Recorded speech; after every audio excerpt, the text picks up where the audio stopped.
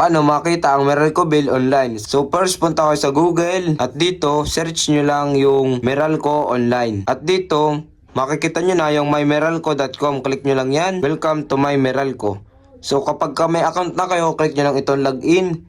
So tayo is wala pa tayong account, gagawa pa lang tayo, create account. May magpa-pop up. So things that you need to know: a valid email address, a working mobile number, Meralco bill or deposit receipt. So, okay, got it. As itong terms and condition, basahin nyo lang yan, scroll down nyo lang yan hanggang baba. Then, i-check nyo lang itong I have read the terms and condition. Then, click nyo lang itong I agree to the terms and condition. At dito, maglalagay na kayo ng email address. Once na malagay nyo na yung email, continue nyo lang, ilagay nyo yung inyong CAN. At once na malagay nyo na yung inyong CAN, click nyo lang itong continue button sa baba. May makikita naman kayong KWH. So, lagay nyo lang din. At once na malagay nyo na, so click nyo lang itong continue button. At dito may makikita kayo review bill information. So check nyo lang yan yung inyong CAN tsaka yung actual consumption. Then click ulit natin itong continue button. At dito naman lagay nyo na ang inyong first name, middle name, last name tsaka mobile number. Pwede niyo siyang hindi i-select kapag kayo yung mismong owner ng account ninyo or yung inyong Meralco bill. Pinili natin is relative kasi hindi tayo ang pinaka mismong may-ari ng Meralco bill natin. Or yung lang Meralco continue button. At dito review, so pinili natin is relative. Review nyo lang kasi hindi tayo ang pinaka mismong may-ari ng Meralco bill natin. Yung number, first name, middle name, last name,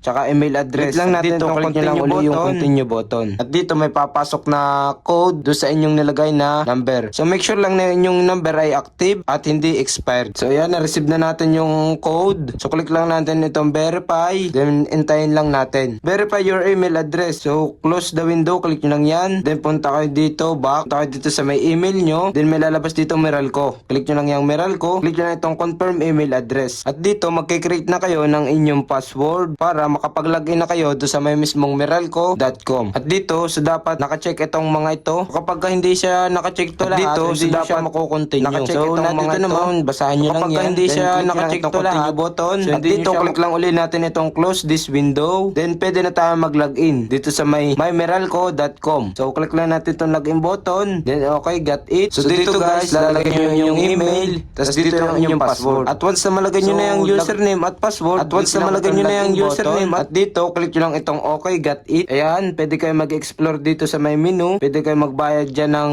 Meralco bill. Ayan, pwede pay now. Select nyo lang yan, then back tayo. Dito nyo na makikita ang inyong Meralco bill online. At yan, scroll down nyo lang yan. Then dito nyo makikita yung mga history ng inyong bill.